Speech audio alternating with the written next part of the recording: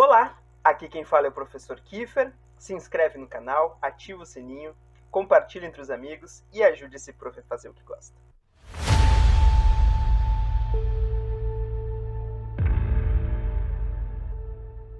No vídeo de hoje, nós vamos analisar Inácio, bispo de Antioquia no segundo século depois de Cristo. Junto com Roma e Alexandria, Antioquia era uma das principais cidades da antiguidade. Ela era um centro cosmopolita com grande diversidade étnica e também religiosa. Havia nesse lugar muitos judeus, resultado também daquele período helenístico de Alexandre o Grande e de seus sucessores. Além disso, na própria história do cristianismo, Antioquia é uma cidade central, porque não foi em Jerusalém, de Pedro, Tiago e João, que a missão foi expandida sistematicamente para os gentios. Foram os irmãos de Antioquia da Síria que enviaram o apóstolo Paulo e tantos outros irmãos anônimos para pregar para aqueles que não eram judeus. Todos nós sabemos que no segundo século, o Império Romano perseguia os cristãos. Como dito em outro vídeo aqui no canal, as perseguições dependiam de uma denúncia. Provavelmente tenha sido isso que aconteceu com Inácio. A gente não sabe se a denúncia foi feita por um pagão, preocupado com o crescimento do cristianismo naquela região, ou se foi feita por um outro cristão, naquelas tantas disputas doutrinárias que já existiam no segundo século. Existiam dois grandes perigos no cristianismo. De um lado, aqueles movimentos judaizantes, que entendiam que o cristão ele deveria manter as leis judaicas, as dietas alimentares, a circuncisão, a guarda de determinados dias e festas. De outro lado, existiam os grupos gnósticos, mais especialmente os docetistas.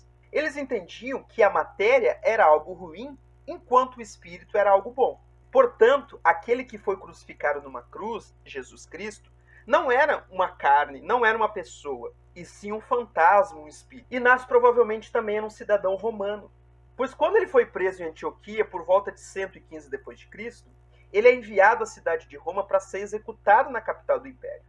No caminho para Roma, Inácio escreve 7 cartas para as igrejas da Ásia Menor e uma carta para a igreja que ficava em Roma. Além da igreja de Roma e de Policarpo de Esmirna, as seguintes igrejas receberam cartas de Inácio: os Éfesos, os Esmirniotas, os Filadelfos, os Magnésios e os Trálios. Foi possível para Inácio escrever essas cartas nas paradas que os guardas que o levavam para Roma faziam. É preciso lembrar que a perseguição nesse momento era mediante a denúncia, como já foi dito antes. Portanto, os cristãos tinham liberdade de visitar Inácio e encaminhar essas cartas para as igrejas. Se encaminhando para o seu inevitável martírio, Inácio escreve cartas a favor da unidade da igreja e contra as heresias. Esses textos não são obras de teologia sistemática, mas eles denunciam práticas da igreja da época.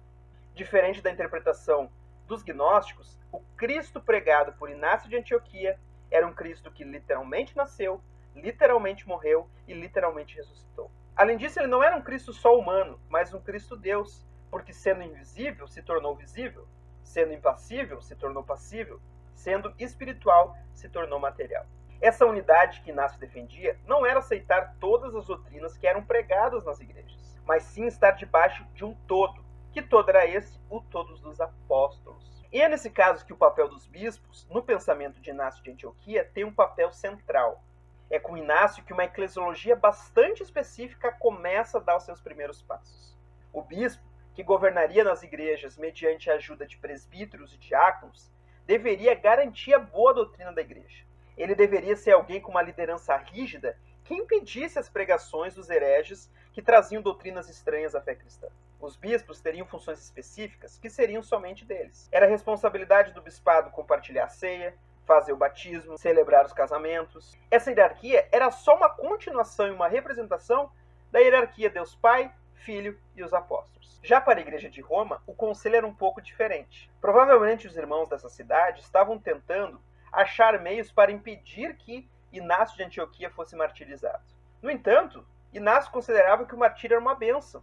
Era o momento onde ele poderia finalmente dar o maior testemunho cristão da sua vida. Caso fosse livrado da morte das feras, todo o seu testemunho cristão seria colocado de lado, tudo aquilo que ele construiu teria sido em vão.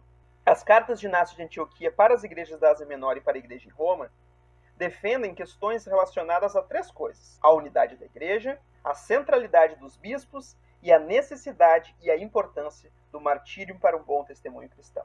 Para mais vídeos como esse aqui, curta esse vídeo, assina o canal, compartilhe entre os amigos, ativa o sininho e ajude esse prof a fazer o que gosta. Valeu!